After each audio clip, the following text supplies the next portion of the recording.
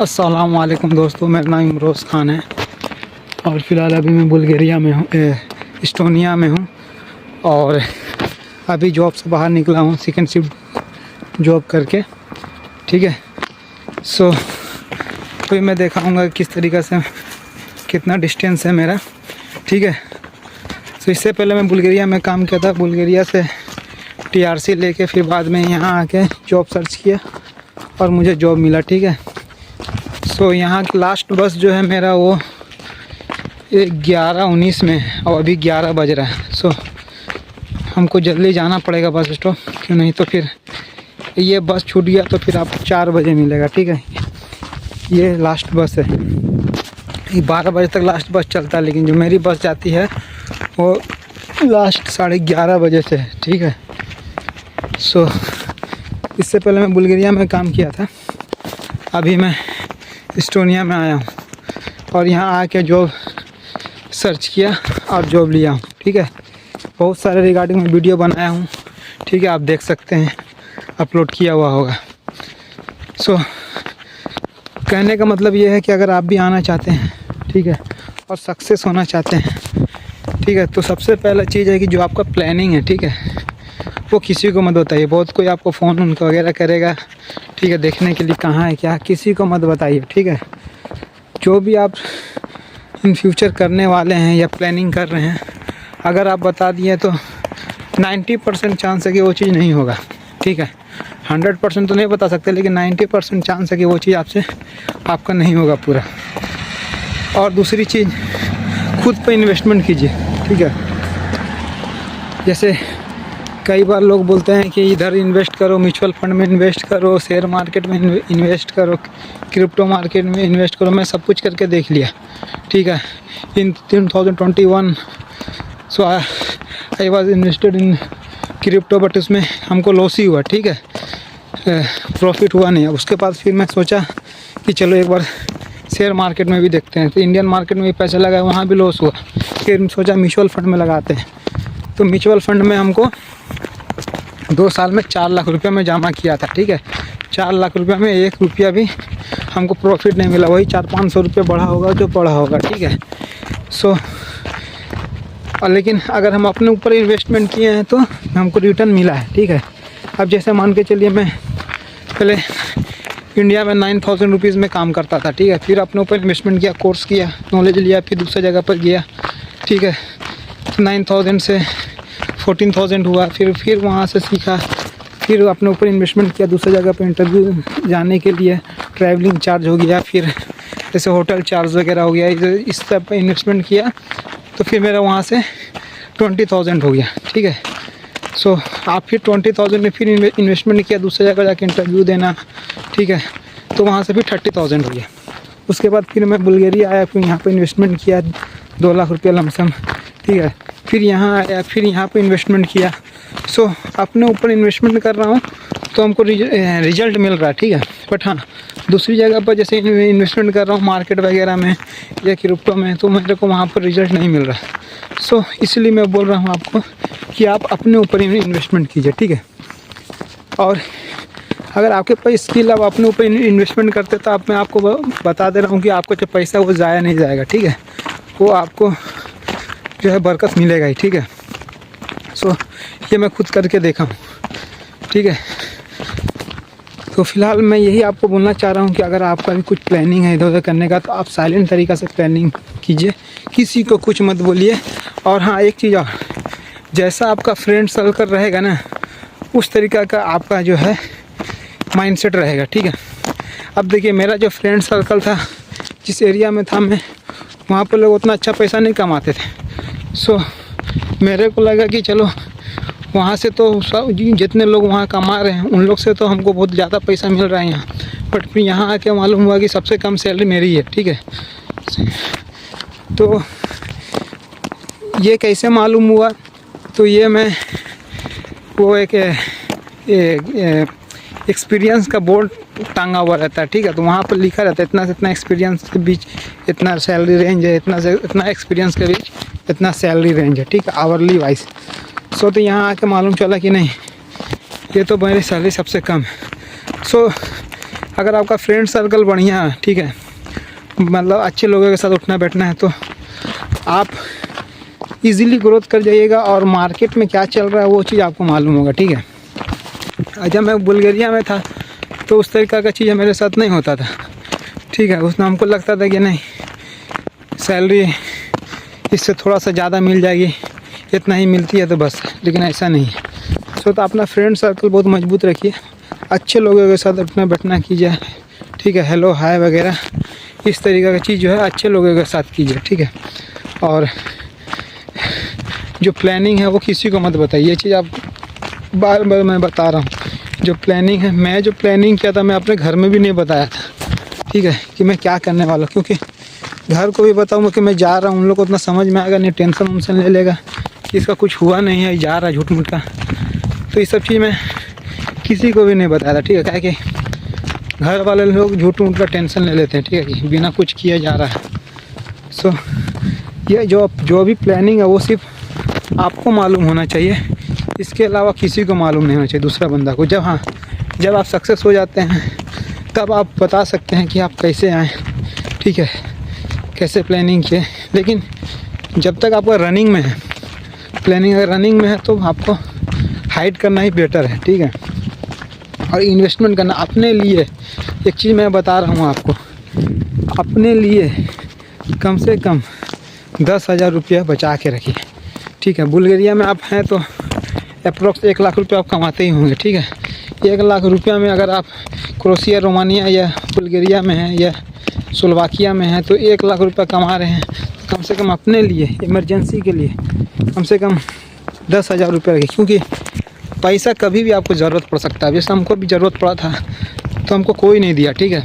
तो मेरा जो म्यूचुअल फंड था लास्ट ऑप्शन बचा था, ठीक है, कि म्यूचुअल फंड से ही तोड़वा के पैसा यूज़ करने का, बाकी कोई भी पैसा नहीं। इसी वजह से आपको बोल रहा हूँ कि आप जो है, अगर मान के चलिए मेरे पे म्यूचुअल फंड नहीं रहता तो मैं यहाँ नहीं आ पाता, क्योंकि 2 लाख रुपया खर्चा करना बोले तो किसी से उधारी लेके कोई उधारी देगा भी नहीं 2 लाख रुपया, ठीक है।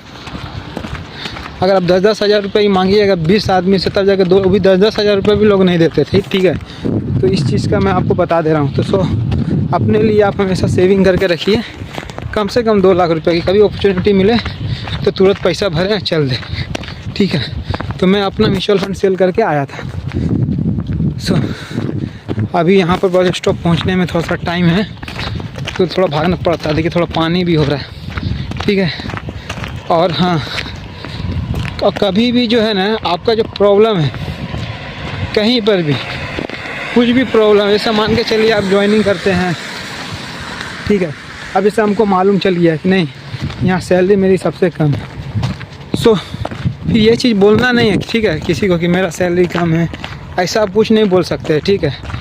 या तो उसको आप चुपचाप करके बस कहिए जो मिल गया, नहीं तो फिर आपको 1 साल होने का वेट करना पड़ेगा, ठीक है।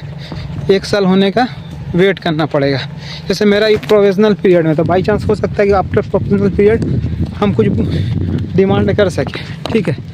लेकिन बिना 1 साल किए कंपनी कोई चांस नहीं है कि आपका पैसा जो है इंक्रीज़ करेगी, ठीक है। ये चीज़ आपको ध्यान रखना है।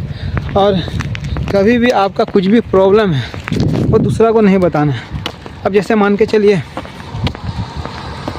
मैं जब पहली बार ज्वाइनिंग किया था तो हमको यहाँ कुछ मालूम नहीं था बस का बारे में, क्या सिस्टम है, कितना दूर किधर जाना है। तो मैं बोला सर, वो बोला कि तुम फर्स्ट शिफ्ट आ जाना। तो मैं बोला कि अभी नहीं, फर्स्ट शिफ्ट तो नहीं आ पाऊँगा, सेकेंड शिफ्ट आऊँगा। वो गुस्सा हो गया। क्या बोला वो कि दिस इज़ योर प्रॉब्लम, ठीक है, तुम कैसे आओगे कैसे जाओगे ये तुम्हारा प्रॉब्लम है। एक चीज़ हमेशा माइंड में रखिए कि ये सब जो चीज़ है ये आपका ही प्रॉब्लम है सच में, ठीक है। तो इस चीज़ को एक्सक्यूज़ नहीं करना है। फिर बाद में मैं दूसरा दिन 1 घंटा पहले पहुंच गया, ठीक है। सुबह में जो था वो हफ्ता ही पूरा 1 घंटा पहले पहुंच गया, ठीक है, 1 घंटा। तो आपको कुछ भी अपना प्रॉब्लम है वो किसी के शेयर नहीं करना है, ठीक है। वो आपको प्रॉब्लम जो है वो आप खुद ही सॉल्व करना, चाहे कुछ भी प्रॉब्लम, फाइनेंशियल प्रॉब्लम हो। अभी मेरे पास थोड़ा पैसा का दिक्कत है, ठीक है, तो मैं अभी किसी को बोलना नहीं है, अब इसी में आपको एडजस्ट करना है। जैसे मैं 10 दिन हो गया हूँ सही से अभी खाना पीना नहीं खा पा रहा हूँ, ठीक है, क्योंकि उतना पैसा है नहीं। अब सैलरी आएगा तो ही फिर जाके मैं कुछ सामान वगैरह ख़रीद के खा पाऊँगा, ठीक है। तो अभी वही ब्रेड फिर नहीं तो चावल है और थोड़ा दाल बना लेता हूँ, ठीक है, यही खा रहा हूँ और कुछ भी नहीं खा रहा हूँ। सो है ना, तो सैलरी आएगा तो फिर बना के। तो अभी ये सब जो प्रॉब्लम है, ये सब चीज़ प्रॉब्लम आपको अपने पास रखना है, ठीक है, और उसी को मैनेज करके चलना। कैसे मैनेज करके चलना वो आपको समझना है, समझ गए ना, क्या प्रॉब्लम है, कैसे सोल्यूशन करना है, ये आपको समझना है, ठीक है। सो अगर आप बुल्गारिया में है और क्रोएशिया में है, वहाँ से आप आगे बढ़ना चाहते हैं, आप वहाँ सेटिस्फाइड नहीं है उस सैलरी से, तो आप जो है दूसरी जगह पर ट्राई कर सकते हैं, ठीक है। मैं जो यहाँ आया हूँ कोई एजेंट वगैरह से नहीं आया हूँ, मैं आके यहाँ जॉब इंटरव्यू दिया, उसके बाद मुझे ऑफ़र मिला, ठीक है। और यहाँ पर एक चीज़ बता दे रहा हूँ, जिस दिन मैं बोला था इंटरव्यू दूंगा उसी दिन मैं आया हूँ, ठीक है। सो मेरे को 2-3 बार मेल किया कि इस दिन तुम पहुँच पाओगे कि नहीं पहुँच पाओगे, क्योंकि मेरे पास उस समय TRC का बहुत झमेला था, ठीक है। और अभी थोड़ा टेंशन भी हो रहा है, क्योंकि जो TRC है क्या पता कब कैंसिल हो जाए, क्या हो जाए, इसका कोई गारंटी नहीं है। तो ये भी एक समस्या है, समझ गए ना। सो अभी बस स्टॉप के पास पहुंचने वाला हूं थोड़ा देर में। तो TRC का भी समस्या, मेरा डॉक्यूमेंट का भी काम हुआ नहीं है। सो कभी कभी टेंशन लगता है, कहीं बाहर जाता हूँ घूमने वगैरह में भी तो टेंशन लगता है कि रूम में कितना देर बैठेगा आदमी, है ना। तो देखिए यहाँ बस स्टॉप आ गया है। सो अभी रोड क्रॉस करूँगा, ठीक है। सो रोड क्रॉस कर लिया हूँ, ठीक है। नाइट में वो सब वो लाइट वगैरह सब जलता नहीं है शायद, ठीक है। तो यहाँ पर एक बस स्टॉप है, दिखा रहा हूँ आपको, ठीक है। चलिए आपको सामने से दिखाता हूँ। सो लास्ट बस है यहाँ से 11।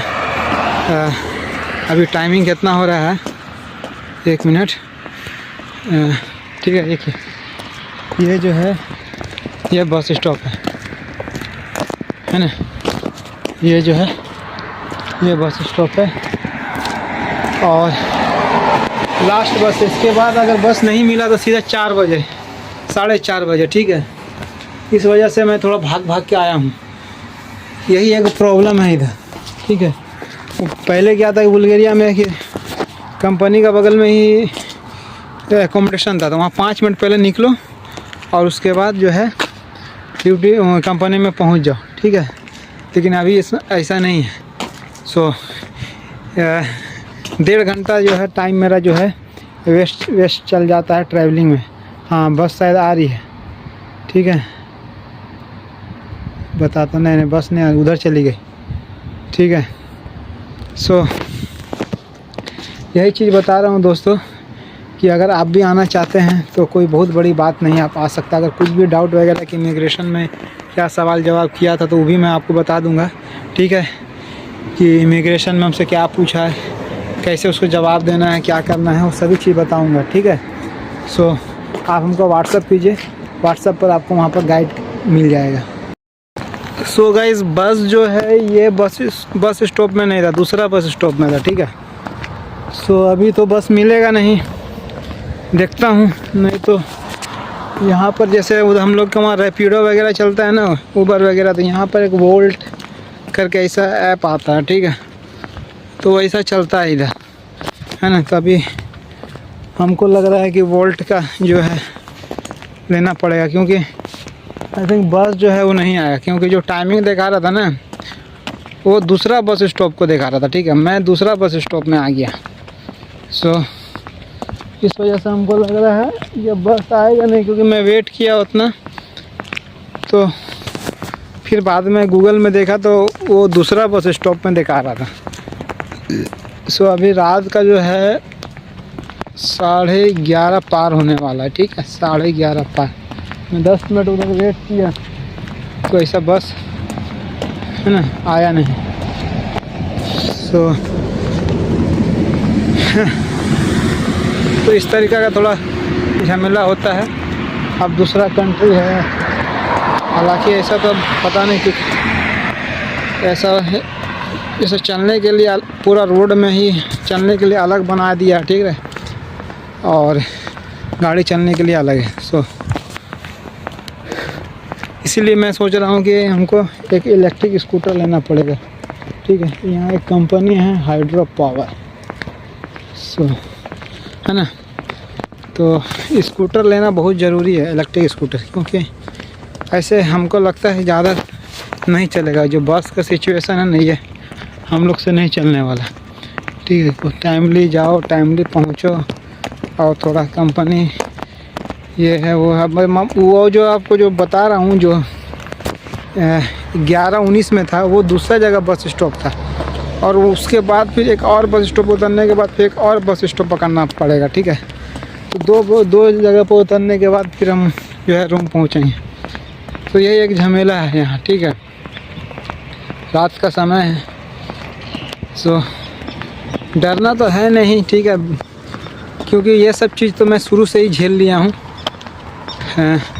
बाकी जो होगा देखा जाएगा, जो होगा वो ऊपर वाले के भरोसे छोड़ दीजिए, ठीक है। मैं वही करता हूँ, कहीं भी कुछ जाता हूँ सब ऊपर वाले के भरोसे छोड़ देता हूँ, ठीक है।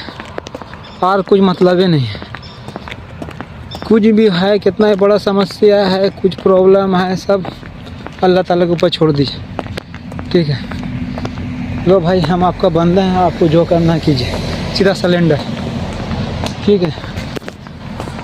सो तो ऐसा है कि अल्लाह ताला कभी भी बुरा नहीं होने देंगे आपके साथ, सोल्यूशन निकल ही जाता है। मैं किधर भी कोई भी प्रॉब्लम में फंस गया हूँ, लेकिन उससे बाहर निकल ही गया हूँ, ठीक है ना।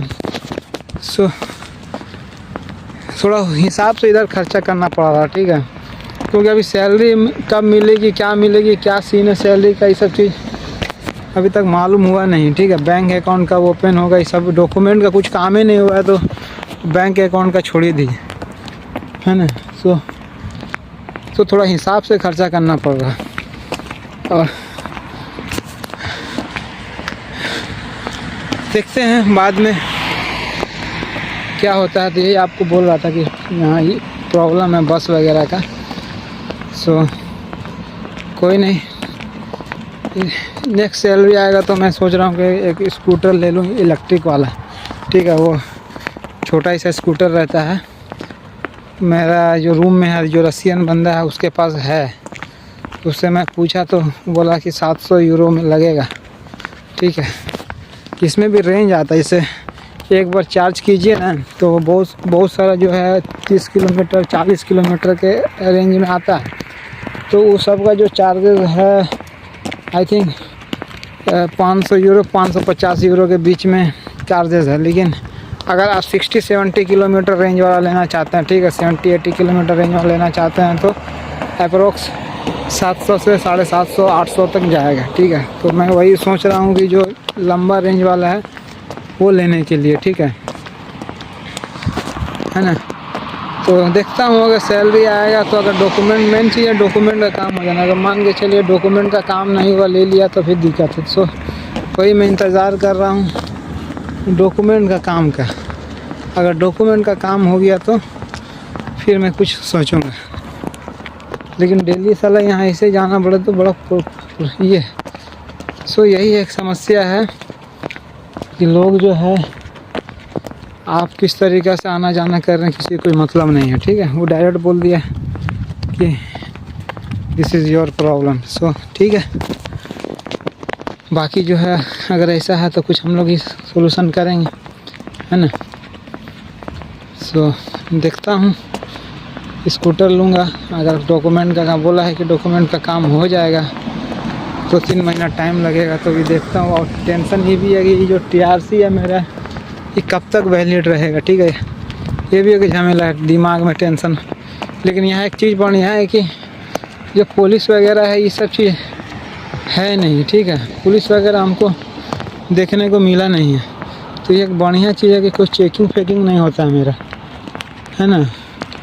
सो इस चीज़ से बच रहे हैं। अगर TRC कब जब तक वैलिड है तब तक बच रहे हैं, अगर इनवैलिड हो गया तो फिर पता नहीं आगे क्या होगा, है ना। तो ठीक है गाइस, आगे भी आपको अपडेट करूँगा, ठीक है। आप मेरे चैनल को सब्सक्राइब कीजिए। यहाँ पर जो भी यूरोप के रिगार्डिंग वीडियो है मैं आपको बताते रहूँगा। शुक्रिया।